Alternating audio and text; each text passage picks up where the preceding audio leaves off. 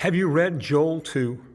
In chapter 1 and the early part of Joel chapter 2, the message focuses on devastation and loss brought on by the judgment of God.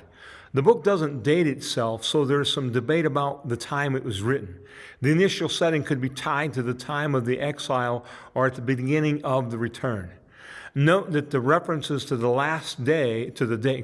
references to the day of the Lord were used by Peter on the day of Pentecost, meaning it may provide prophecy for their present time and yet into the future, even beyond us.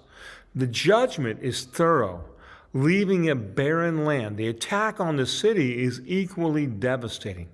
The phrase, "who can endure it," captures the essence of the judgment. What did the people need to do? What do we need to do when our sin is exposed? There is an invitation to return to the Lord, an invitation to repent, weeping and mourning their sin.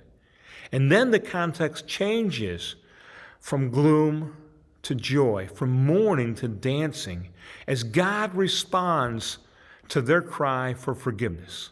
Let's read here in Joel chapter 2, beginning in verse 18. Then the Lord will be zealous for his land and have pity on his people.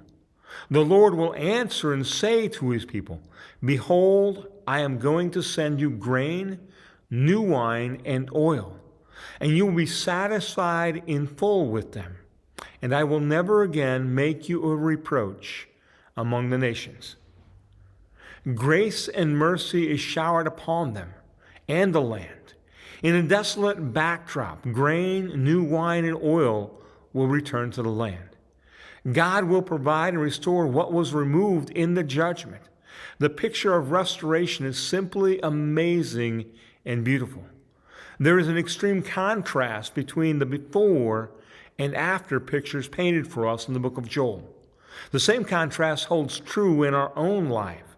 Life before Jesus isn't as great as we thought. Life after we have sought the mercy and grace offered by God through Jesus is a more beautiful picture than we can see. Keep reading, encourage others to read, and expect to find more gems to help us live like Jesus. Thank you.